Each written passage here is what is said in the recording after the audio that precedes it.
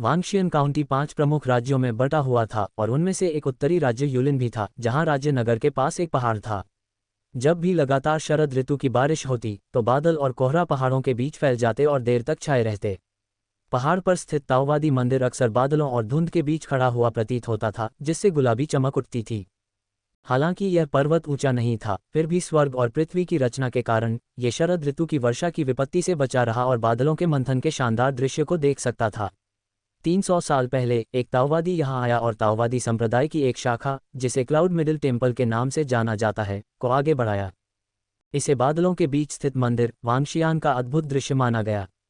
पहाड़ के नीचे यूलिन के राज्य शहर का कई बार विस्तार किया गया था और मूल रूप से मोटी शहर की दीवारें पूरी तरह से ध्वस्त कर दी गई थीं, फिर भी कोई चिंतित नहीं था शहर के निवासियों की नज़र में। हालांकि वहां कोई मोटी नीली पत्थर की दीवारें या तीर टॉवर और किले नहीं थे। हरे वस्त्र में युवक कन्फ्यूशियस विद्वान को शीर्ष स्तरीय शहर की दीवार के रूप में माना जाता था, जो घोड़े पर दुश्मनों को पीछे हटाने और डेस्क के सामने ब्रश चलाने में सक्षम था और सैन्य परिवार के भावुक वंशज अभेद्य तीर टॉवर के रूप में कार्य करते थे। मेरे विशाल महानकिन में जो लोग प्रभुत्व रखते थे वे शाही दरबार में चर्चा करने के लिए स्वतंत्र थे और यिन यांग परिवार पहाड़ों और नदियों के बीच छिपा हुआ था। इसके अलावा ताओवादी संप्रदाय तलवारें लेकर चलते थे, मो परिवार के सादे कपड़े पहने नायक सड़क के बाजारों में घूमते थे और फा परिवार के कानूनवादी कानून को सख्ती से लागू करते थे तथा देश भर में लोगों को गिरफ्तार करते थे।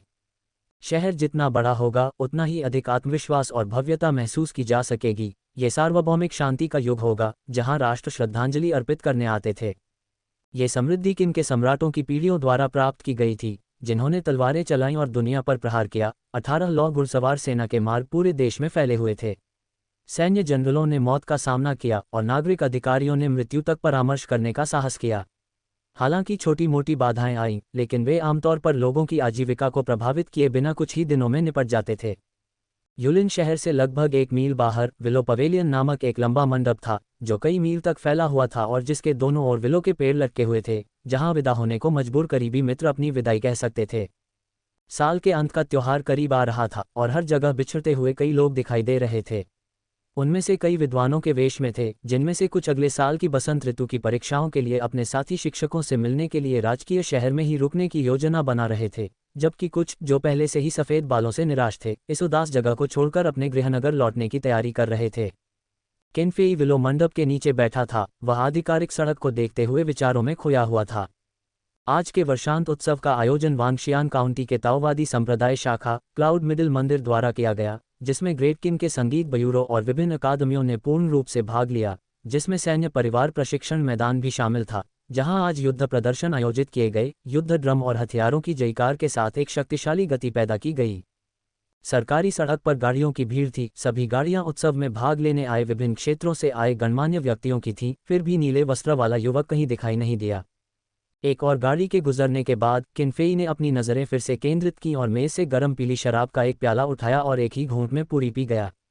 उसके बगल में एक सुंदर भौहों वाली महिला, जो किसी शांत बेर की तरह चुपचाप खड़ी थी, चूल्हे से शराब की केतली उठाई, एक हाथ से उसे थोड़ा झुकाते हुए और दूसरे हाथ से उसकी आस्तीन दबाते हुए।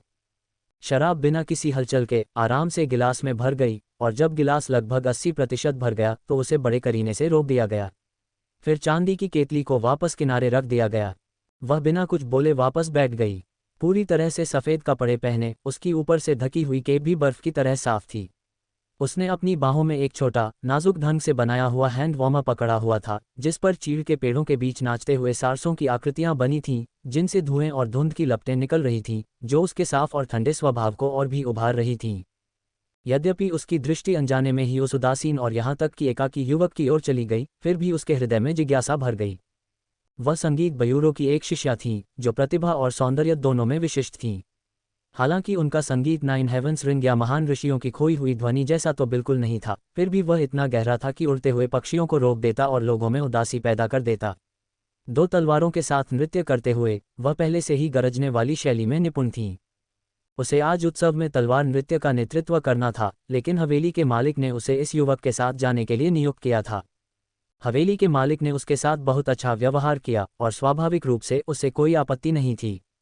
उसने सोचा था कि वह अमीर युवा मालिकों के बीच सुंदरता का एक और दिखावा करने वाला प्रशंसक मात्र है, लेकिन इस युवक ने हमेशा एक सम्मानजनक दूरी बनाए रखी थी। हालांकि उसके बगल में बैठा छोटा लड़का काफी उत्साही था, उसका नाम और पसंद अच्छी तरह जानता था, जो मनोरंजक था। जैसे जैसे विद्वान धीरे धीरे शहर की ओर लौटने लगे, उसकी ओर पड़ रही निगाहों ने उसे थोड़ा असहज कर दिया और उसने थोड़ा भौहें चढ़ाते हुए कहा, युवा मास्टर, मिस कियू शायद मुझे किन फेई कहें। युवक ने बगल से देखा, उसका व्यवहार ठंडा था, जिससे उसके कहे शब्द अनजाने में ही लड़खड़ा गए। किन शियाओ ने शरारती भाव से ऊपर देखा और कहा, क्या आप उनके साथ जाते जाते थक गई हैं, मिस कियू? भाई फेई पिछले कुछ वर्षों में और भी ज्यादा ठंडे हो गए हैं। आजियाओ ने सिर्फ एक बार ही किसी को अपना संयम भंग करते देखा है, छोटे लड़के ने धीरता से जवाब दिया। किनफेई के चेहरे पर एक अजीब सा भाव आ गया और उसने घूर कर देखा। लड़के ने तुरंत अपना मुंह बंद कर लिया, अपनी गोद से मो परिवार की एक यांत्रिक कठपुतली सावधानी से उठाए और उसे उस महिला के पास ले गया। खुशी से उसकी आंखें चमक उठीं और उसने कहा, मिस कियू, आप आकर क्यों नहीं खेलती? यह मो परिवार की यांत्रिक कठपुतली है, जो तलवारबाजों की तलवारबाजी का अनुकरण करने में सक्षम है तथा मो परिवार की तलवार चाल को विकसित कर सकती है। बाजार में आपको सिर्फ 13 चालों तक विकसित होने वाले ही मिलेंगे। इसे मुझे बड़ी मेहनत से ढूंढना पड़ा। ये 17 तलवार चालों को बखूबी अंजाम दे सकता है, जो काफी दिलचस्प है। महिला ने हल्के से हंसते हुए बच्चे के बालों को धीरे से सहलाते हुए धीरे से कहा, धन्यवाद जियो, तुम अकेले ही खेलो। बच्चा मुस्कुराया, मानो उसे इस अस्वीकृति का कोई असर न हुआ हो। वह सहजता से उसके और किनफेई के बीच बैठ गया, उन्हें अलग करते हुए। उसने अपना सिर नीचे किया और 2 लकड़ी के यंत्रों से खेलने लगा।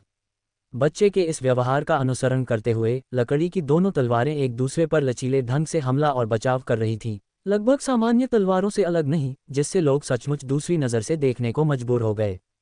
मो परिवार की तलवारबाजी कन्फ्यूशियस संप्रदाय के विद्वत्तापूर्ण सिद्धांतों की तरह दुनिया में कई लोगों द्वारा जानी जाती थी। वर्षों पहले क्लाउड मिडिल वॉच के कोंग ताओइस्ट ने वैश्विक स्थिति पर चर्चा करते हुए कहा था, कन्फ्यूशियस और मो अनुयायी असंख्य हैं, उनके शिष्य प्रचुर हैं। यदि यह विश्व संतुलन खो दे तो कन्फ्यूशियस संप्रदाय का एक हाथ और मो परिवार का एक हाथ इसे स्थिर रखने के लिए पर्याप्त होगा। ये गिरेगा नहीं। वर्ष के अंत के उत्सव की शुरुआत का संकेत देने वाले संगीतमय धुनें पहले से ही पूरे शहर में फैल रही थीं, जो कि दाओ के मूल संगीत के करीब विशाल और भव्य ध्वनि उत्पन्न कर रही थीं। किनफेई ने थोड़ा भौहें चढ़ाईं और चिंतित होकर एक और घूंट लिया। अचानक दूर से एक ज्वलंत रेखा चमकी। एक शानदार घोड़े की लंबी हिनहिनाहट की आवाज़, जो किसी अजगर के मंत्रोच्चार जैसी थी, गूंजी। पलक झपकते ही एक हरे रंग की आकृति सड़क पर वाहनों और पैदल चलने वालों को आसानी से चकमा देते हुए काफी दूर तक चली गई और फिर महान मानव जैसी बुद्धिमत्ता दिखाते हुए विलो मंडप के सामने अचानक रुक गई। जाहिर तौर पर बहुत प्रसन्न थी। उसने अपना सिर हिलाया जबकि उसका हरा या आग की लपटों की तरह नाच रहा था और उसने हल्के से अपने अगले खुर को पटका। किनफेई क्षण भर के लिए अचंभित रह गया, फिर उसने घोड़े की पीठ पर एक युवक को जेड हेयरपिन के साथ देखा। उसकी साफ सुथरी विशेषताएं बर्फ की तरह पीली थीं। उसने हिचकिचाते हुए कहा, वांग भाई, किन भाई। ये सुनकर वांग इनफेंग ने अपना सिर उठाया, सफ़ेद वस्त्र पहने लड़के को देखा और एक हल्की सी मुस्कान बिखेरी। शायद हरे याल वाला घोड़ा बहुत देर से उसके छोटे से आंगन में बंद था। उसकी गति लगभग भयावह थी, बिजली जैसी तेज। धीरे धीरे उसकी साधना बढ़ने के कारण वह अपनी छाती और पेट में मचलने वाली बेचैनी को बमुश्किल दबा पाया और मौके पर ही उल्टी होने से बच गया। अपने पेट में दर्द को बमुश्किल शांत करते हुए युवक घोड़े से उतरा और किनफेई को संबोधित करते हुए, जो उससे मिलने के लिए उठी थी, बोला, आज मुझे देर हो गई है, आशा है आप मुझे माफ कर देंगे। कोई परेशानी नहीं है, किनफेई ने जवाब दिया। पहले तो उसने देखा कि उस युवक की आंखें अब बिना म्यान वाली तलवारों जैसी तेज नहीं थीं, जिससे उसे थोड़ी राहत मिली। फिर उसने वांग इनफेंग के पीले रंग को देखा और झिझकते हुए कहा, वर्ष के अंत का उत्सव काफी उदार है, चूंकि आप पहले से ही यहाँ हैं तो क्यों न थोड़ी देर के लिए यहाँ आराम करें। कोई ज़रूरत नहीं है, वांग इनफेंग ने जवाब में सिर हिलाया। उनका व्यवहार शांत था, मानो वे अपनी सामान्य अवस्था में लौट आए हों। लेकिन एक वाक्य बोलने के बाद उनकी छाती और पेट फिर से अकड़ गए और उनका चेहरा और भी पीला पड़ गया। किनफेई ने हाथ से इशारा करते हुए हंसते हुए कहा, फिर भी शहर में प्रवेश करने से पहले थोड़ा आराम कर लो। उद्धरण चिन्ह ... मैं क्षमा प्रार्थी हूँ। गोल्डन बेल शील्ड की आंतरिक शक्ति अपने भीतर प्रवाहित करते हुए वांग इनफेंग ने एक पल के लिए समतल जमीन पर आराम किया और अपनी छाती और पेट की बेचैनी से उबर चुका था।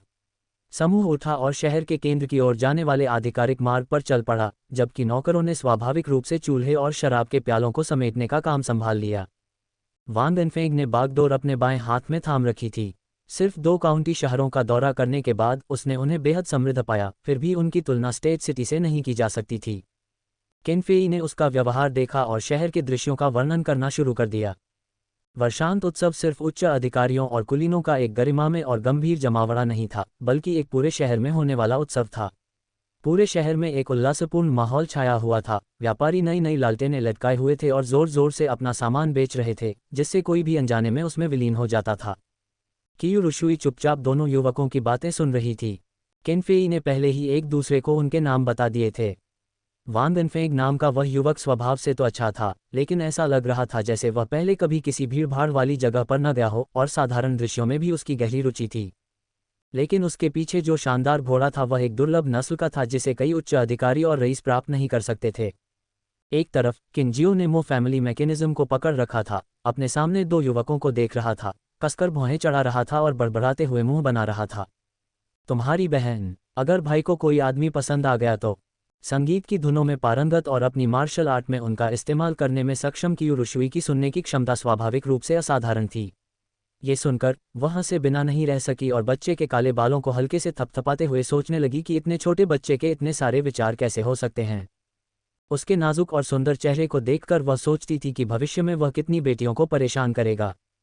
तभी अचानक आगे के पुल से मिश्रित आवाजें आने लगीं, जो सांसारिक वातावरण में काफी कर्कश थीं, जिससे कियुरुशुई को उस ओर देखने के लिए बाध्य होना पड़ा। दूर से वह केवल एक छोटा सा स्टॉल देख सकती थी जो लोगों के दो घेरे से घिरा हुआ था। एक और अधिकारी थे, संभवतः किसी स्थान से, जबकि दूसरी ओर लाल कपड़े पहने हुए लोग थे जो चांदी के कवच से ढके हुए थे, जो उनके महत्वपूर्ण अंगों की रक्षा कर रहे थे। संभवतः स्टेट सिटी के पश्चिमी हिस्से से सैन्य परिवार के वंशज थे। हर साल के अंत में कई पर्यटक और उच्च अधिकारी एकत्र होते थे।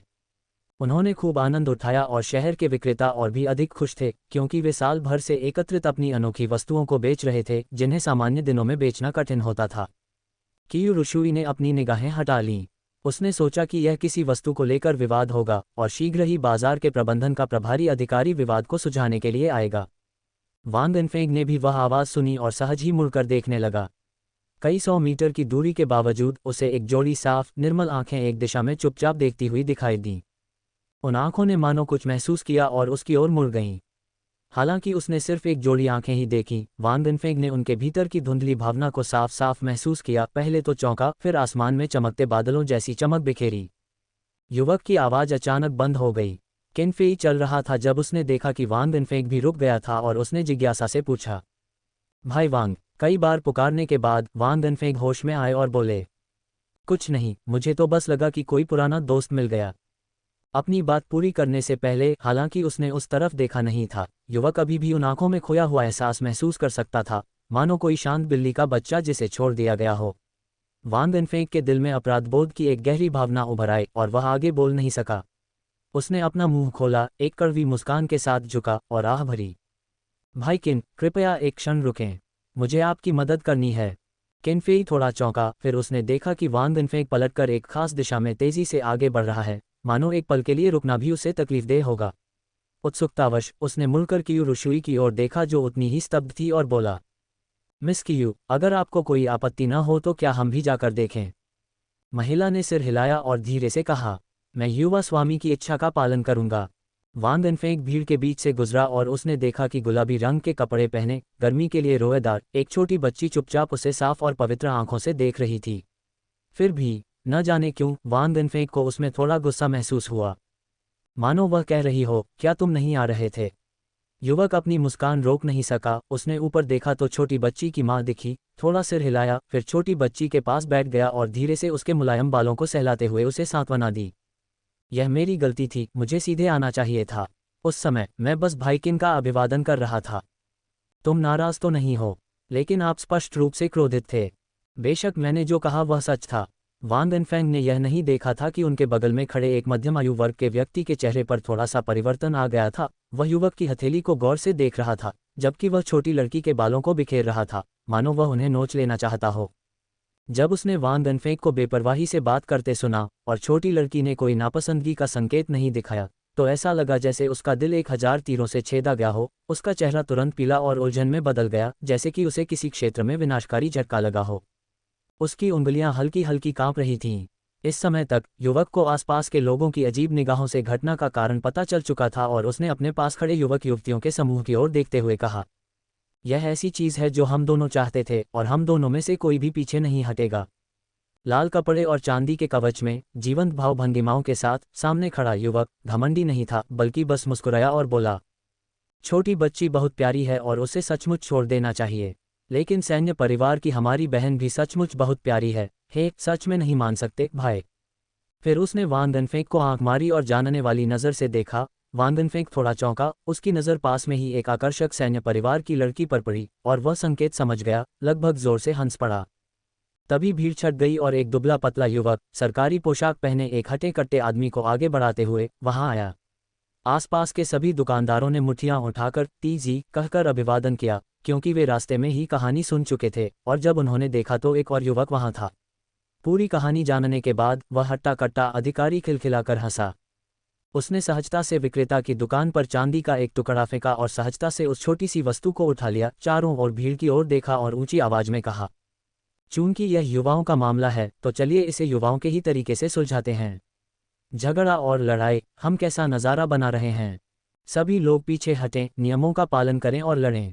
चूंकि मार्शल कलाकारों के लिए एक ही चीज़ की लालसा करना आम बात थी और जब तक ये दुर्भावनापूर्ण डकैती या किसी आपात स्थिति के कारण न हो, हर किसी के पास अपना तर्क होता था। मध्यस्थ तीजी अक्सर मार्शल कलाकारों को प्रतियोगिता के माध्यम से निर्णय लेने देते थे, इसलिए इस प्रकार की प्रतियोगिता असामान्य नहीं थी। परिणामस्वरूप स्थानीय लोगों ने कुशलतापूर्वक क्षेत्र को साफ कर एक घेरा बना लिया और मजबूत टीजेड ने वान गनफेंग और किनफेई और कियू रुशुई को देखा जो उसके बगल में आ गए थे और मुस्कुराए। हम भाग्यशाली हैं क्योंकि आप 3 हैं, तो आइए हम 3 में से 2 को सर्वश्रेष्ठ बनाएं। आप लगातार लड़ सकते हैं। ऐसा कहकर उसने जेड पेंडेंट को अपने हाथ में उछाला और प्रसन्नतापूर्वक कहा, जो भी जीतेगा ये गहना तुम्हें मेरा त्योहार उपहार होगा। बस मुझे भी नव वर्ष की शुभकामनाएं दीजिए। उसके साथ खड़ा मार्गदर्शक युवक ये सुनकर पहले तो हंसा और चिल्लाया, टीजेड, मैं तुम्हें 10 बार हैप्पी न्यू ईयर कह सकता हूँ, शायद तुम मुझे शराब के लिए कुछ पैसे दे सको। सपने देखो बदमाश, तुम सुंदर लड़की नहीं हो। टीजेड ने उसे गुस्से से घूरा, फिर उसे मजाकिया तौर पर लात मारी जिससे युवक लड़खड़ा गया, लेकिन फिर जोर से हंसते हुए बोला, यदि आप यहाँ सभी को 10 बार नववर्ष की शुभकामनाएं देने में सफल हो गए तो आज आपको सबसे अच्छी शराब और मांस मिलेगा और मैं ये सुनिश्चित करूंगा कि आप मेज के नीचे से बाहर नहीं निकल सकें। आसपास के लोग जोर से हंस पड़े और वान गनफेंग एक बार फिर छोटी लड़की के बालों को बिखेरने के लिए नीचे झुका, फिर किनफेई की ओर मुड़ा और कहा, भाई किन, मिस कियू, ये लड़ाई आपसे संबंधित नहीं है, बेहतर होगा कि आप इसमें शामिल न हो। कियू रुशुई अभी भी हिचकिचा रहा था, लेकिन किनफेई उसके कौशल को जानता था और वान गनफेंग की क्षमताओं को भी देखना चाहता था, इसलिए उसने मुस्कुराते हुए कहा, तब मैं भाई वान के कौशल को देखने के लिए उत्सुक हो जाऊंगा। युवक ने थोड़ा सा सिर हिलाया, अपना दाहिना हाथ उठाया, उसके शरीर के नीचे आंतरिक शक्ति उमड़ पड़ी, उसके अंगों और हड्डियों में प्रवाहित होने लगी। ऐसा लग रहा था जैसे घंटियों की स्पष्ट ध्वनि सुनाई दे रही हो, लेकिन वह तुरंत ही हंसी में दब गई। वान गनफेंग के अनिश्चितता सिद्धांत की शुरुआत, भगवान बेली फैंग के लिए धन्यवाद और ताओ के किताबी कीड़ा पूर्वज से 10,000 पुरस्कार। महान किन की धरती पर मार्शल आर्ट के जानकारों की भरमार है और उनके बीच मुकाबला और प्रतिस्पर्धा आम बात है।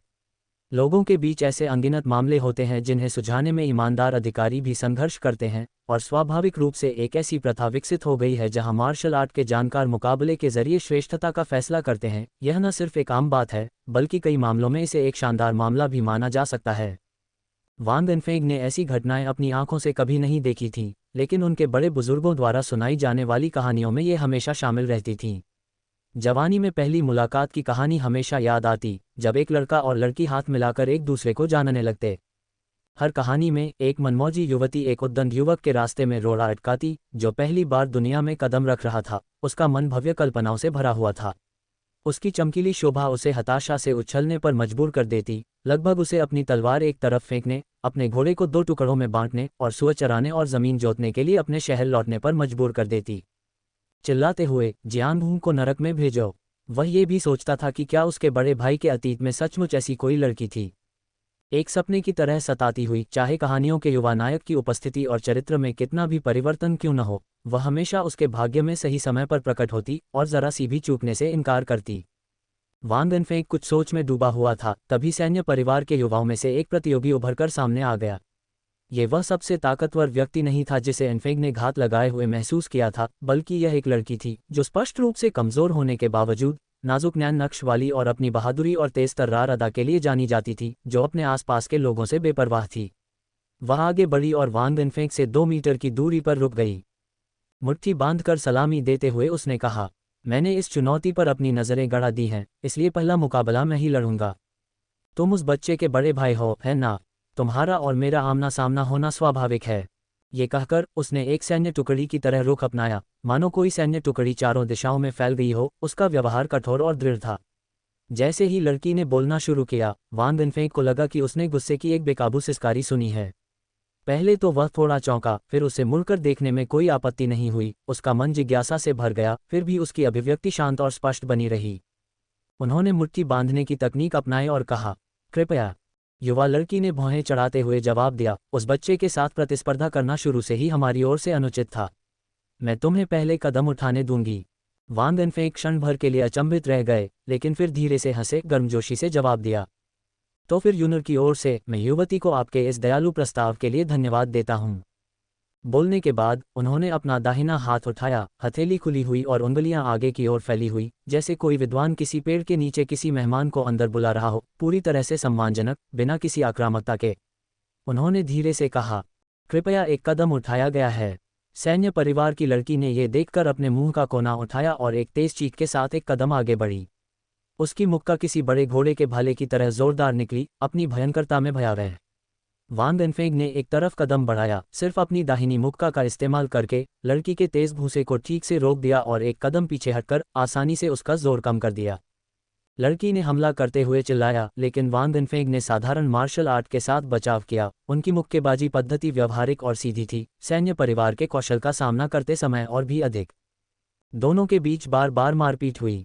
देखने वालों के लिए सैन्य परिवार के वंशज के घूंसे आग की तरह तीखे थे तथा उनका आक्रामक दृष्टिकोण अत्यंत शक्तिशाली था, जबकि युवा की मुक्केबाजी सरल और सादी लग रही थी, जो औसत मार्शल आर्ट स्कूल में पाई जाने वाली तकनीकों के समान थी, तथा सैन्य परिवार के मुक्केबाजी कौशल की तुलना में बहुत कम शानदार थी। कुछ आदान प्रदानों में वह निश्चित रूप से हीन लग रहा था। ये सैन्य परिवार की मुक्केबाजी कला इरादे के आक्रामक और उग्र दायरे से निकली है। ये जितनी देर चलती है, आग उतनी ही तेज होती जाती है, जिससे जीत और भी मुश्किल होती जाती है। मुझे लगा था कि वह युवक खुद को काफ़ी अच्छी तरह से संभाल लेगा, लेकिन मुझे उम्मीद नहीं थी कि वह इतनी आसानी से हार जाएगा। क्या ऐसा हो सकता है कि उसने सैन्य परिवार के प्रथम धर्म ग्रंथ और उसके सिद्धांतों के बारे में कभी नहीं सुना हो? भीड़ में से एक विद्वान ने हल्की सी आह भरी और आसपास के लोगों ने सहमति में सिर हिलाया। लेकिन जैसे ही वे शर्त लगा रहे थे कि मिलिट्री परिवार की लड़की को जीतने के लिए कितनी चालें चलेंगी, वान वेनफेंग ने एक कदम बढ़ाया और अचानक लड़की, जो अपनी मुक्केबाजी तकनीक के चरम पर पहुंच चुकी थी, ने पाया कि युवक उसकी नज़रों से ओझल हो गया है। उसका तेज मुक्का, जो गति से भरपूर था, एक झटके में पलट नहीं सका। उसके दिल में एक डर का भाव भर गया और उसने ज़बरदस्ती अपनी मार्शल पावर का इस्तेमाल किया। उसे रुकने के लिए कई सांसें लेनी पड़ीं। वह युवक घूमकर उसके सामने शांत भाव से खड़ा था। उसकी एक हथेली उसकी गर्दन से 3 इंच की दूरी पर मजबूती से टिकी हुई थी। अगर यह असली लड़ाई होती तो उसका सिर कंधों से ऊपर उठ जाता। उसने सोचा था कि जीत उसकी मुट्ठी में है, लेकिन उसे ऐसी हार मिली जिसकी उसने कभी कल्पना भी नहीं की थी, जिससे वह निराश हो गई और उसका चेहरा पीला पड़ गया।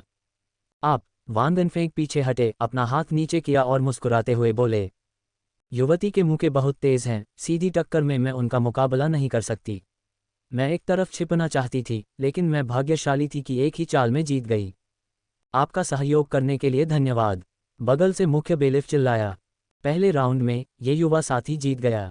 दूसरे राउंड में मिलिट्री परिवार एक और प्रतियोगी को भेजता है। चलो और मेहनत करो, किसी तरह उस युवती के बड़े भाई की जगह ले लो।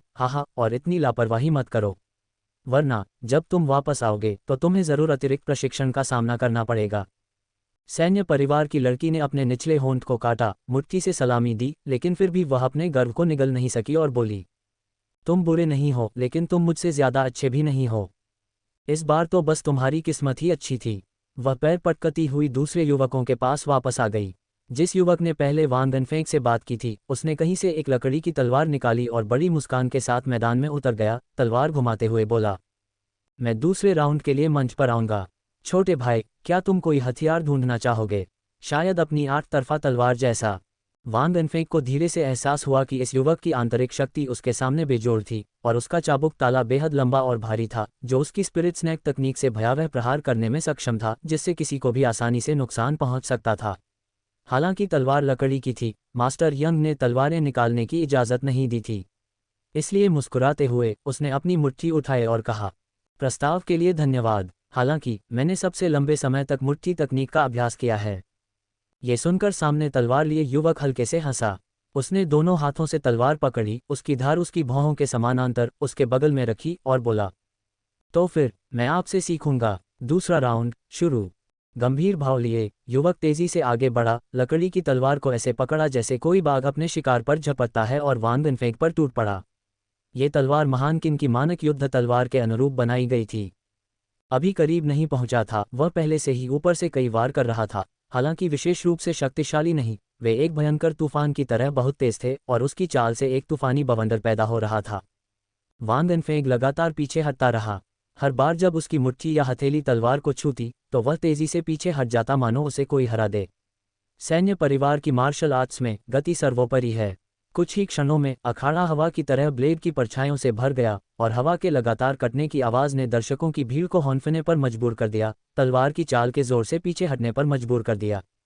एक स्पष्ट चीख के साथ सैन्य परिवार के उस युवक ने अपनी तलवार की परछाइयों को वान बिनफेंग पर एक ही वार में केंद्रित कर दिया, जो पहले की तरह पीछे की ओर खिसक गया।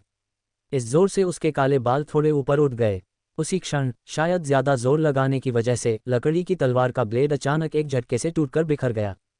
सैन्य परिवार का युवक कुछ देर के लिए रुका, लेकिन वान बिनफेंग ने जैसे पहले ही यह भांप लिया हो, आगे बढ़कर अपने प्रतिद्वंद्वी पर सीधा दाहिना मुक्का मारा।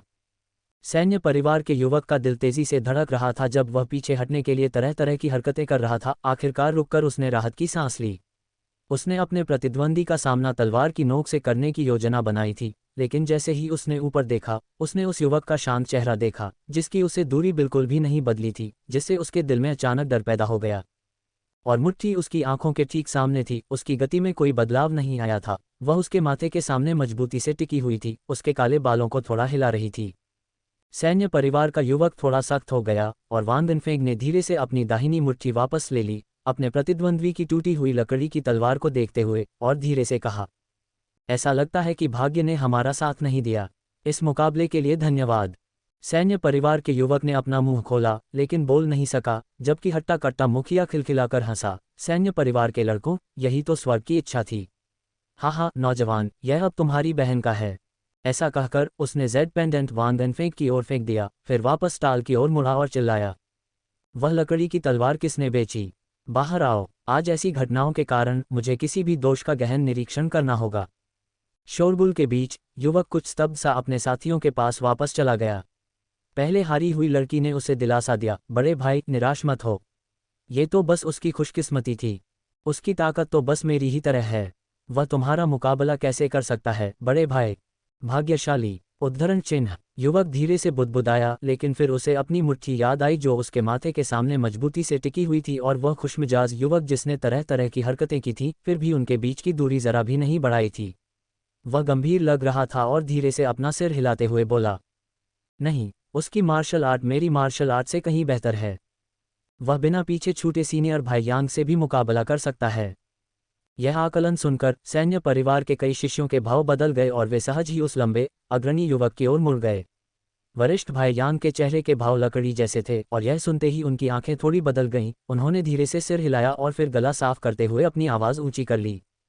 वह दोस्त वान बिनफेंग, जिन्होंने अभी अभी एक छोटी लड़की को जेड पेंडेंट दिया था, थोड़ा चौंके और पीछे मुड़कर देखा तो एक युवक, बहुत लंबा लेकिन काफी पतला, लगभग बीमार सा, भीड़ से बाहर निकलकर आया और पुष्टि की कि उससे बात की जा रही है। फिर खड़ा हुआ और मुस्कुराया, ये भाई, क्या ये पहले ही खत्म नहीं हो गया? वरिष्ठ भाई यांग ने आसपास के लोगों की ओर देखा जो देखने के लिए रुके थे, उत्साहित थे, और कहने से पहले उन्होंने अपने होंठ काट लिए। बेस्ट ऑफ 3 मैच 3 राउंड तक चलना चाहिए, हम एक को कैसे छोड़ सकते हैं? सैन्य परिवार यांग का एक्सियोंग, कृपया मुझे बताएं।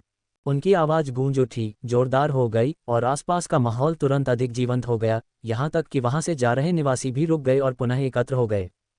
बीच बीच में स्थानीय लोग उत्साहपूर्वक अनजान दर्शकों को यूलिन राज्य सैन्य परिवार की इस पीढ़ी के छठे भाई के बारे में जानकारी देते रहे, जो अपने दुर्जेय मुक्केबाजी कौशल के लिए जाना जाता था, तथा जो कबीले का एक सच्चा शेर था। मुखिया ने निरीक्षण कर रही लकड़ी की तलवार नीचे रख दी और जल्दी से यान कैक्सियोंग की ओर देखा, क्योंकि उसे सैन्य परिवार के सम्मान में भाग लेना था। यान कैक्सियोंग ने उसकी ओर देखा और धीरे से कहा, बस एक राउंड जीतना है, मैं उसे चोट नहीं पहुंचाऊंगा, वरना दोनों कनिष्ठ शिष्य नए साल पर घर नहीं जा पाएंगे। मुखिया ने आह भरी वान गनफेंग को पास आते देखा और पूछा, युवक, क्या तुम्हें कोई आपत्ति है? वान गनफेंग ने यान कैक्सियोनग पर नजर डाली और जवाब दिया, कोई नहीं। मुखिया की कड़वी मुस्कान और गहरी हो गई, लेकिन उसके पास ऊंची आवाज में घोषणा करने के अलावा कोई विकल्प नहीं था। तो द्वंद्वयुद्ध का तीसरा दौर अब शुरू होता है। बोलते बोलते वह पीछे हटता रहा, मानो उसे लड़ाई में फंसने का डर हो। यान काइशियोंग ने आदरपूर्वक झुककर कहा, युवक, कृपया। वान गनफेंग ने सिर हिलाया, स्पष्ट रूप से चिल्लाया और आगे बढ़े। इवन हॉट पाम से शुरुआत की। इस सादे लेकिन शक्तिशाली हथेली के प्रहार में जोरदार कदम तकनीक की शक्ति को शामिल किया, जिससे दर्शकों की आंखें चमक उठीं, जो पहले तो केवल तमाशा देखने आए थे। क्या अभी भी लड़ाई बाकी है? उस क्षण में दोनों के बीच लगातार मुक्काबाजी हो चुकी थी। ये स्पष्ट था कि वान गनफेंग को नुकसान हो रहा था, लेकिन सैन्य परिवार के छठे शिष्य के हमले के बावजूद अपनी स्थिति बनाए रखना पहले से ही काबिले तारीफ था। 30वीं चाल तक यान कैक्सियोंग ने जोरदार मुक्का मारा था। वान गनफेंग ने रोकने के लिए अपने दोनों हाथों को एक दूसरे पर रखा, लेकिन ऐसा लग रहा था कि वह उस भारी बल का सामना नहीं कर पाएंगे, इसलिए कई कदम पीछे हटने के बाद ही अंततः उन्होंने अपना पैर स्थिर किया। एक क्षण के लिए आसपास का वातावरण शांत हो गया, फिर शोर मच गया। कुछ लोगों ने कहा, सचमुच वह सैन्य परिवार का वरिष्ठ शिष्य बनने के योग्य था, जबकि कुछ ने कहा कि यह युवक खतरे का सामना करते हुए भी शांत रहता है और एक होनहार प्रतिभा भी है। सैन्य परिवार के साधारण शिष्यों को परास्त कर पाना कोई छोटी उपलब्धि नहीं थी। यद्यपि वह हार गया था, लेकिन वान गनफेंग के चेहरे पर हार का दुख नहीं दिखा जब उसने हाथ जोड़कर घोषणा की, अच्छी मार्शल आर्ट। यान काइक्सियोंग ने कठोर स्वर में कहा, फिर उसकी ओर गहराई से देखा और पूछा, क्या मैं आपका आदरणीय नाम जान सकता हूँ? युवक हल्के से मुस्कुराया, उसकी आंखें साफ थीं और उसने कहा, मैं वान गनफेंग हूँ। Dot dot dot dot dot dot dot dot dot dot dot dot. इंद्रधनुषी पुल से तितर-बितर होकर नीचे उतरने के बाद यान काइशियोंग आगे बढ़ा। उसके छोटे भाई बहन जोर जोर से अपने बड़े भाई की अपरिहार्य जीत पर चर्चा कर रहे थे। खासकर वह युवती, जो पहले वान गनफेंग से हार चुकी थी, अखाड़े में उसके पीछे आई युवक को कई तिरस्कार भरी निगाहों से देखती हुई कह रही थी, भाई जाओ, आपकी तलवारबाजी तो जबरदस्त है, लेकिन आपकी निर्णय क्षमता में कमी है। तो फिर वान गनफेंग भाई यांग से बिना पीछे रहकर कैसे मुकाबला कर सकता था? यान काइक्सियोंग के कदम अचानक रुक गए। वह चुप हो गया और फिर भारी स्वर में बोला, वास्तव में मैं गलत था। ये सुनकर झाओ उपनाम वाला युवक कड़वी मुस्कान के साथ मुस्कुराया। उसे लगा कि शुरू में छोटी बहन को खुश करने की कोशिश नाकाम रही, और फिर बड़े भाई द्वारा मना कर दिए जाने के बाद आज उसकी किस्मत वाकई खराब थी। फिर भी उसी क्षण यान कैक्सियोंग ने अपना दाहिना हाथ उठाया, अपनी आस्तीन ऊपर खींची और एक कलाई गाद दिखाया। इस कलाई रक्षक को कई शिष्यों ने यान काइशियोंग की पारिवारिक विरासत माना था, जिसे वह कभी नहीं छोड़ेंगे। फिर भी अब अचानक उसका क्लैस्प खुल गया था, जोड़ टूट गए थे और वह उनकी कलाई से लटक रहा था। सैन्य परिवार के कुछ शिष्यों के चेहरे का रंग थोड़ा बदल गया। यान काइक्सियोंग की अभिव्यक्ति कठोर हो गई जब उन्होंने कहा, आपने उसका अंतिम अवरोधन स्पष्ट रूप से नहीं देखा। अवरोधक गति का लाभ उठाते हुए उसने मेरी भुजाओं पर जोरदार प्रहार किया, जिससे मेरी कलाई का गार्ड खुल गया। यदि वह एक्यूपॉइंट सीलिंग तकनीक का उपयोग करना चाहता तो यह आसान होता। इसके अलावा चाहे उसके कदम हो या उसकी सांसें, इनमें से किसी में भी जरा भी गड़बड़ी नहीं थी। पहले 2 राउंड में वह आपके बराबर दिख रहा था, फिर जानबूझकर मुझसे हार गया। इसका कारण शायद ये था कि वह मेरे सैन्य परिवार के पूर्वजों का सम्मान करता था, मेरे सैन्य परिवार की प्रतिष्ठा को बनाए रखना चाहता था और अलग खड़ा होकर परेशानी मोल नहीं लेना चाहता था। हार स्वीकार करने से पहले मेरे कलाई गार्ड को तोड़कर वह मुझे ये बता रहे थे कि आज रुक जाओ, अनावश्यक रूप से दबाव मत बनाओ। वह आत्मसंतुष्ट थे। हुआई दे अपना आचरण उचित रखते हैं। मुझे आश्चर्य है कि वे किसके सम्मानित शिष्य हैं। युवती ने अविश्वास से पूछा, तो अगर बड़े भाई पहले मैदान में आ गए होते? यान काइक्सियोंग ने अपनी आंखें बंद कर लीं, उस युवा को एक सौम्य और स्वच्छ मुस्कान के साथ याद करते हुए कहा, तुम दोनों से कोई अलग नहीं, एक चाल कम, हार। ये व्यक्ति विचारों और मार्शल आर्ट दोनों में अथाह गहराई वाला है। दूसरी ओर वान गनफेंग ने सावधानीपूर्वक अपने वस्त्र के किनारे से धूल पोंछी। उसका चेहरा परेशानी से भरा हुआ था। मास्टर जी ने अभी अभी इसे बनाया है। पुनश्च बेली फैंग के लिए धन्यवाद। आज भव्य अध्याय प्रस्तुत किया गया है। वादे के अनुसार अतिरिक्त अध्याय भी होने चाहिए, जिन्हें धारावाहिक प्रकाशन के बाद पूरक बनाया जाएगा। ताओ के पूर्वज बुकवम के उदार दान के कारण कल एक लंबा अध्याय प्रस्तुत किया जाएगा। कपड़ों पर लगी धूल को आसानी से झाड़ दिया जा सकता था, लेकिन यान काइक्सियोंग के मुके से पैदा हुई सिल्वटें ऐसी चीज नहीं थी जिन्हें वान गनफेंग जल्दी से साफ कर सके। वह इस छोटी सी बात को लेकर थोड़ा चिंतित भी था, इसलिए अपनी इस जल्दबाजी में उसने अपनी आंतरिक शक्ति को एकत्रित किया और एक चेतावनी के रूप में चुपके से एक कदम उठाया। हालांकि यह कुछ हद तक श्री जियांग की शिक्षाओं के विरुद्ध था, लेकिन आखिरकार ये नए बने कपड़े थे। जब से वह 6 साल का हुआ है, किसी ने उसके लिए नए कपड़े नहीं बनाए हैं। युवक के चेहरे पर परेशानी का भाव था। भाई वांग। जैसे ही किन फेई और कई अन्य लोग पास आए, वांग इनफेंग ने एक गहरी सांस ली, अपने वस्त्र का किनारा छोड़ा, और जैसे ही उसने ऊपर देखा, उसकी कमजोरी का वह हल्का सा क्षण छिप गया, और बाहरी लोगों के लिए वह अभी भी कन्फ्यूशियस संप्रदाय का साफ सुथरा, सौम्य स्वभाव वाला युवक था। उसने नए लोगों की ओर सिर हिलाया और मुस्कुराया। भाई किन, मिस कियू रुशुई ने अभिवादन का जवाब दिया, एक पल के लिए हिचकिचाया और पहली बार वांग इनफेंग से बात की। मास्टर वांग, यांग काइक्सियोंग एक स्थानीय सैन्य परिवार के वंशज हैं, और यद्यपि वे वैध उत्तराधिकारी नहीं हैं, फिर भी वे असाधारण रूप से प्रतिभाशाली हैं। इसके अलावा वह काफ़ी वृद्ध हो चुके हैं और भविष्य में जीत या हार का मामला अभी भी अनिश्चित है। वांग इनफेंग थोड़ा स्तब्ध रह गया, उसने उदासीन महिला की ओर देखा और उसके चेहरे पर एक मुस्कान आ गई जैसे उसने कहा, मुझे इससे कोई परेशानी नहीं है। महिला ने सिर हिलाया, नज़रें फेर लीं और उससे नज़रें फेर लीं। दूसरी ओर किन फेई अपनी चमकती आंखों से वांग इनफेंग को देख रही थी। उनके परिवार की विरासत बहुत गहरी थी और उनकी समझ असाधारण थी। यांग काइक्सियोंग नामक व्यक्ति की कुंगफू उनकी अपनी कुंगफू के बराबर थी, और उन्होंने अभी तक अंतिम तकनीकों का अभ्यास नहीं किया था और स्वीकार किया कि वे वांग इनफेंग से बहुत कमतर थे। दूसरों को बस इतना पता था कि यांग काइक्सियोंग कितना दुर्जय था, लेकिन एक सच्चे विशेषज्ञ को पहचान नहीं पा रहे थे। वांग इनफेंग के शुरुआती चाल ढाल को देखकर ही उन्हें पता चल गया था कि वांग ने अपनी 60% से ज़्यादा ताकत नहीं लगाई है, वरना वह इतनी आसानी से इसे संभाल नहीं पाता। यदि वास्तविक टकराव हुआ तो वांग के भयानक किंगबोंग कौशल और दूर से काले भालू का गला घोंटने में सक्षम चाबुक तकनीक के साथ यांग काइक्सियोंग निश्चित रूप से विनाशकारी हार से पहले 10 राउंड से अधिक नहीं टिक पाएगा। इसके अलावा तलवारबाजी भी थी। उस समय किन फेई को उन दो भयंकर निगाहों की याद आई और वह अभी भी भयभीत महसूस कर रहा था, और ये दावा करने के लिए कि वांग इनफेंग तलवारबाजी में पारंगत नहीं था, वह सहमत होने वाला पहला व्यक्ति होगा। अब जब भीड़ तितर-बितर हो गई तो काउंटी अधिकारी की खूबसूरत पत्नी भी आई, पहले वांग इनफेंग को प्रणाम किया, फिर मुस्कुराई और बोली, हम उस दिन शहर में अलग हुए थे और मुझे यहाँ मास्टर वांग से मिलने की उम्मीद नहीं थी। गुरुजी, आपका आचरण कल की तरह ही असाधारण बना हुआ है।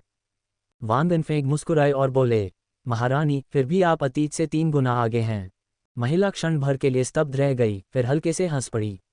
वांग इनफेंग ने हाथ में जेड पेंडेंट लिए उस छोटी बच्ची को आते देखा और मुस्कुराते हुए नीचे झुककर पूछा, आपका सामान मिल गया, क्या आपको पसंद आया? छोटी लड़की ने सिर हिलाया। महिला के बगल में बैठा आदमी, जिसके चेहरे पर सख्त भाव थे, कुछ बोलना चाहता था, लेकिन वह युवक पहले ही झुककर उस छोटी बच्ची से धीरे से बात कर रहा था, उसे उसकी मौजूदगी का बिल्कुल भी एहसास नहीं था। इससे उस आदमी के चेहरे पर गुस्सा तो जम गया, लेकिन वह फूट नहीं पा रहा था। उसकी हताशा साफ दिखाई दे रही थी क्योंकि उसके बगल में बैठी महिला हंस पड़ी, जिससे वह आदमी और भी ज्यादा दांत पीसने लगा। ये कितना शर्मनाक है। वह जोर से खांसा, लेकिन किसी ने भी उसकी ओर मुड़कर नहीं देखा। वह बस उस छोटी सी बच्ची को देखता रहा, जिससे उसके चेहरे पर उदासी छा गई। सामने वांग इनफेंग उस छोटी बच्ची के काले बालों को सहलाने के लिए झुका। आमतौर पर अलग थलग रहने वाला कियू रुशुई उसके मनमोहक व्यवहार को देखकर खुद को रोक नहीं पाया और पूछा, मास्टर वांग, इस युवा मिस का नाम क्या है? युवक मुस्कुराया और बोला, टिंगग्युन। दूसरी ओर किन जियाओ ने हंसते हुए कहा, ये नाम अच्छा नहीं लगता, लगभग थोड़ा ताओवादी जैसा लगता है। किन फेई ने थोड़ा सा भौहें चढ़ाईं, अपना हाथ उठाया और अपने भाई के सिर पर थपथपाते हुए कहा, हवा के साथ गाना, बर्फ में सोना, बादलों की आवाज़ सुनना, यह अच्छा कैसे नहीं होगा? क्या आप सब कुछ भूल गए जो आपने पढ़ा था? किन शियाओ ने अपनी जीभ बाहर निकाली और कुछ नहीं कहा। उसके पीछे अधेड़ उम्र के आदमी के चेहरे पर गुस्से और संतुष्टि का मिला जुला भाव था। उसने हाथ उठाया और सबका ध्यान खींचने के लिए 2 बार और जोर से खांसा। उत्सुकता से भरी उनकी निगाहें उसकी ओर मुड़ गईं। तभी काउंटी अधिकारी की पत्नी ने अपने बगल में खड़े उस प्रभावशाली आदमी की ओर इशारा करते हुए हल्की सी हंसी के साथ कहा, मैंने अभी तक उनका परिचय नहीं कराया है। यह मेरे पति हैं, जो अस्थायी रूप से जिनिक्सियन काउंटी के मुख्य काउंटी अधिकारी के रूप में सेवा कर रहे हैं। प्रधान काउंटी अधिकारी का पद निम्न होता था, लेकिन वह स्थानीय नागरिक मामलों का प्रबंधन और सैन्य मामलों की निगरानी करता था, जिससे उसका आम लोगों के साथ निकट संपर्क बना रहता था। अक्सर इस पद पर सैन्य और कानूनी दोनों ही संप्रदायों के अनुयायी होते थे। आखिरकार यह मार्शल आर्ट का प्रभुत्व वाला युग था और किसी इलाके का मुख्य अधिकारी बनने के लिए न केवल असाधारण विद्वत्तापूर्ण ज्ञान की आवश्यकता थी, बल्कि कम से कम प्रवेश स्तर का मार्शल कौशल भी होना चाहिए, जो वास्तव में अक्षरों और हथियारों दोनों में प्रतिभा की आवश्यकता थी। इसलिए वांग इनफेंग और किन फेई दोनों अपने प्रारंभिक आश्चर्य के बाद खड़े हो गए और मुट्ठी बांधकर सलामी दी, न केवल अपनी पहचान के कारण बल्कि अपनी मार्शल आर्ट छात्रवृत्ति के कारण भी। उस आदमी के चेहरे पर थोड़ी सी चमक आई, लेकिन अपनी बेटी को किसी और के लबादे का किनारा पकड़े देखकर उसे अचानक तलवार निकालने की इच्छा हुई। हालांकि उसके बगल में बैठी खूबसूरत महिला ने राहत की सांस ली और वांग इनफेंग की ओर मुस्कुराए। आज मैं और मेरे पति ताओवादी पुजारी की शिक्षाएं सुनने के लिए मंदिर जा रहे हैं। मैं यून एर को लेकर काफ़ी चिंतित थी। चून की युवा स्वामी ने एक बार यूनर को बचाया था और वह आपसे स्नेह करती है, तो क्या आप कुछ समय के लिए उसके साथ रह सकते हैं? उसके बगल में बैठे काउंटी अधिकारी के चेहरे पर उदासी छा गई और वह कुछ बोलने ही वाला था कि उसकी पत्नी ने अचानक उसका हाथ मजबूती से पकड़ लिया और उसकी ओर कोमलता से देखने लगी और उसे रीढ़ में ठंडक महसूस हुई और वह बोल नहीं सका। वांग इनफेंग ने अपनी नज़रें हटा लीं और धीरे से सिर हिलाते हुए कहा, यह कोई समस्या नहीं होगी। काउंटी अधिकारी की पत्नी ने हल्के से हंसते हुए कहा, मैडम वांग, यूनजोंग मंदिर में कुछ भी गलत नहीं होगा, इसलिए हम आपको यून एर का पीछा करने का जिम्मा सौंपते हैं। अगर आप थक जाएं, तो उसे आराम करने के लिए सराय में वापस ले जाए। जैसे ही उसकी आवाज़ धीमी हुई, एक बूढ़ी औरत सांप के सिर वाला डंडा पकड़े हुए पीछे से बाहर आई। उसकी अभिव्यक्ति दयालु और परोपकारी थी। उसने झुककर जवाब दिया, जैसी महिला की आज्ञा। फिर काउंटी अधिकारी की ओर देखते हुए वह मुस्कुराई और बोली, युवा मालिक, मुझे लगता है कि ये सभी बच्चे बहुत अच्छे हैं। आपको चिंता करने की ज़रूरत नहीं है। इसके अलावा मेरे जैसे बूढ़े शरीर के साथ यह उन लोगों से निपटने के लिए पर्याप्त है जो स्पष्ट रूप से नहीं देख सकते। वर्षांत उत्सव वर्ष में एक बार होता है और यह अन्य देशों के सहकर्मियों से मिलने का अच्छा समय होता है। विलंब न करें। काउंटी अधिकारी हिचकिचाया। ये बुढ़िया उसके कुल की एक कुशल योद्धा थी और चून की झांक तिंगयुन पहले भी लगभग गलती कर चुकी थी, इसलिए वह उसके परिवार के पास एक पद मांगने आई थी। दिखने में तो नौकरानी की, लेकिन असल में एक बुजुर्ग की। वह कभी जियांगहू में नहीं घूमी थी, लेकिन उसकी आंतरिक शक्ति शुद्ध थी, पहले से ही 8वीं रैंक की मार्शल आर्टिस्ट के स्तर की। वह जियांगू के नायकों या कुलीन कुलों के वैध उत्तराधिकारियों के लिए शायद ही कोई मुकाबला हो, लेकिन सामान्य बदमाश शायद ही उसके लिए कोई चुनौती पेश कर सकें। उनका बोलना और वांग इनफेंग को देखना भी सचमुच पुण्य का काम था। वर्ष के अंत के उत्सव में विभिन्न क्षेत्रों से अधिकारियों का एकत्र होना आधिकारिक परिदृश्य में एक ऐसा कार्यक्रम था जिसे अनदेखा नहीं किया जा सकता था। आदमी ने एक क्षण सोचा और अंततः आह भरी, तो फिर मुझे मैडम को परेशान करना होगा। वह रुका, वांग इनफेंग की ओर देखा और मन ही मन दांत पीसते हुए बोला, बहुत बहुत सावधान रहो। बूढ़ी औरत ने मुस्कुराते हुए सिर हिलाया और कहा, आप आगे बढ़ें युवा स्वामी। मैं इतने लंबे समय से जीवित हूँ, ऐसा कुछ भी नहीं है जो मैंने नहीं देखा हो। काउंटी अधिकारी ने सिर हिलाया, फिर झांक तिंगयुन की ओर बड़ी उम्मीद से देखा और कहा, यूनर, पिताजी पहले जाएंगे। क्या तुम्हें कुछ चाहिए? एक जेड पेंडेंट या कुछ कैंडी? उसकी आवाज़ कोमल और स्नेहपूर्ण थी, जो उसके पिछले अधिकार से बिल्कुल अलग थी। लेकिन छोटी बच्ची ने वांग इनफेंग के वस्त्र को पकड़े रखा। उसका सिर सोच में डूबा हुआ था और उसके शब्द सुनते ही उसने काउंटी अधिकारी की ओर देखा, सिर हिलाया, फिर कोई प्रतिक्रिया नहीं दिखाई और एक बार फिर अपना सिर नीचे करके वांग इनफेंग के वस्त्र से खेलने लगी। काउंटी अधिकारी का चेहरा थोड़ा पीला पड़ गया, मानो वह कोई छात्र हो जो परीक्षा में असफल हो गया हो और जिसे उसकी पत्नी लगभग घसीट कर ले जा रही हो। किन फेई उस अधेड़ उम्र के आदमी को देख रही थी जो बार बार पीछे मुड़कर देख रहा था। एक पल के लिए चुप हो गई और बोली, ये काउंटी अधिकारी वास्तव में एक उल्लेखनीय व्यक्ति है। फिर उन्होंने गंभीर भाव से वांग इनफेंग की ओर देखा और कहा, हालांकि अब चून की मंदिर में बैठक शुरू होने वाली है, इसलिए हमें पहले एक स्थान पर भी जाना होगा। वांग इनफेंग थोड़ा चौंके और पूछा, क्या हम भी युनजोंग मंदिर जा रहे हैं जिसका उल्लेख अभी काउंटी अधिकारी ने किया था? नहीं, ये तो बस एक साधारण विलो किनारा है। हम वहाँ क्या करने जा रहे हैं? एक ताओवादी को खोजने के लिए।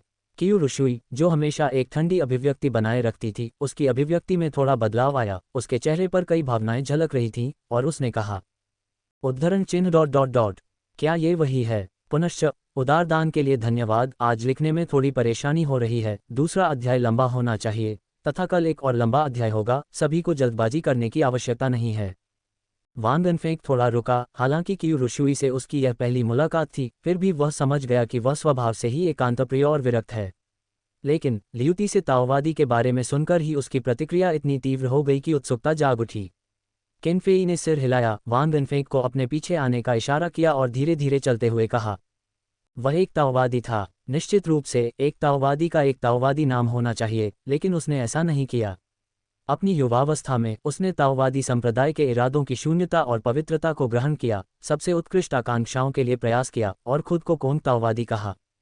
जब समूह सड़क पर आराम से चल रहा था, किनफेई ने चुपचाप कई दशक पहले का एक पुराना कानूनी मामला सुनाना शुरू कर दिया।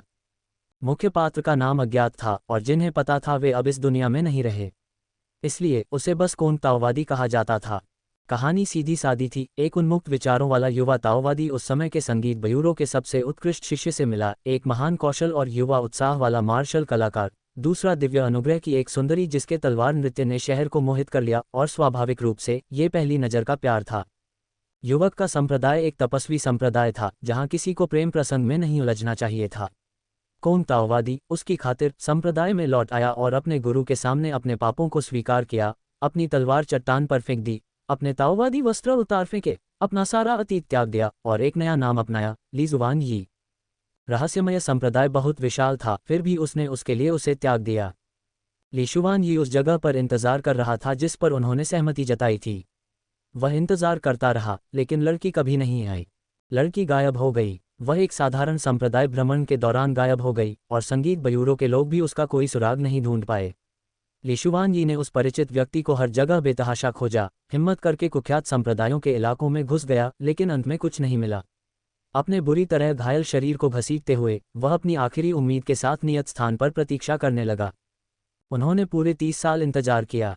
उसने संगीत ब्यूरो की लड़कियों को एक के बाद एक बदलते देखा, सूरज को उगते और डूबते देखा, नावों की धारा बहती देखी, टूटे हुए पुल को टिका हुआ देखा, ऊंची इमारतों को उठते और फिर ढहते देखा, मानवीय भावनाओं को आते जाते देखा, चंचल लड़कियों के बालों को थोड़ा सफ़ेद होते देखा। 30 वर्षों के बाद अंततः उसने आह भरी, स्वयं को क्षमा किया और उस स्थान से बाहर निकला जिसने उसे आधे जीवन तक कैद रखा था। उस समय कुछ गुटों ने ताओवादी संप्रदायों को चुनौती दी तथा वांगशियान काउंटी में 1000 युद्ध मंचों की व्यवस्था की, जहां रात को चमकती मोमबत्तियां दिन की तरह चमकती थीं। ली जुआन यी, जिन्होंने स्वयं को सभी सांसारिक चिंताओं से दूर रखा था, ने एक विलो शाखा तोड़ी और लाल मोमबत्तियों की 10 मील लंबी पट्टी को बुझा दिया। शून्यता रूप को प्रकट करती है, रूप भावनाओं को जन्म देता है। प्रेम के लिए ताओवादी संप्रदाय को छोड़ने और फिर उस प्रेम को पूरा न कर पाने के कारण उन्होंने भावनाओं को रूप में स्थानांतरित कर दिया, शून्यता का बोध पाने के लिए रूप को विच्छेदित कर दिया और पवित्रता एवं शून्यता की स्थिति में लौट आए। उन्होंने अपना नाम पुनः कौन ताओइस्ट रख लिया। उस दिन से लेकर अब तक 30 वर्ष बीत चुके हैं और उनकी साधना किस क्षेत्र तक पहुंची थी, ये सभी को ज्ञात नहीं था। जो लोग उनके साथ थे वे अब जीवित नहीं थे। जैसे ही उसने बात की, किनफेई की आंखों में लालसा के भाव उभर आए, जबकि कियूरुशुई के चेहरे पर उलझन बढ़ती गई। खैर, वांगशियन काउंटी के इस मार्शल आर्ट जगत के मिथक में संगीत ब्यूरो की भूमिका खुशी से कम नहीं थी। अगर उस समय वह दुर्घटना न हुई होती तो शायद हालात इतने अफसोसजनक न होते। वांग इनफेंग का हृदय अपने वरिष्ठों की शान के लिए प्रशंसा से भर गया, लेकिन उन्होंने कहा, मुझे डर है कि इतने वरिष्ठ व्यक्ति के साथ हमारे लिए उनसे मिलना आसान नहीं होगा। किनफेई ने सिर हिलाया और कहा, लेकिन आखिरकार वरिष्ठ व्यक्ति भी इंसान है और यह निमंत्रण उनसे मिलने का एक मौका है। बोलते समय उसके चेहरे पर कुछ उलझन दिख रही थी, बस ऐसा लग रहा है कि यह सीनियर हाल ही में काफ़ी सहज हो गया है। अतीत में यह एक सीधा अपमान था। दोनों युवक आपस में बातें कर रहे थे जबकि उनके पीछे बूढ़ी मैडम वांग का दिल सदमे से धड़क रहा था। उन्हें भले ही उस किंवदंती का कोई अंदाज़ा न रहा हो, लेकिन वह खुद उस दौर से गुजरी थी। वह युग जब 5 व्यक्तियों द्वारा अनेक किंवदंतियां दबा दी गईं। कौन ताओवादी हमेशा एक दुर्गम बाधा थी। क्या वे वास्तव में ऐसी किसी किंवदंती के संपर्क में आ सकते हैं? चलते चलते वांग इनफेंग और बाकी लोग थोड़ा रुक गए। बुढ़िया हैरान थी, उसे समझ नहीं आ रहा था कि वे अचानक इस सड़क पर क्यों रुक गए।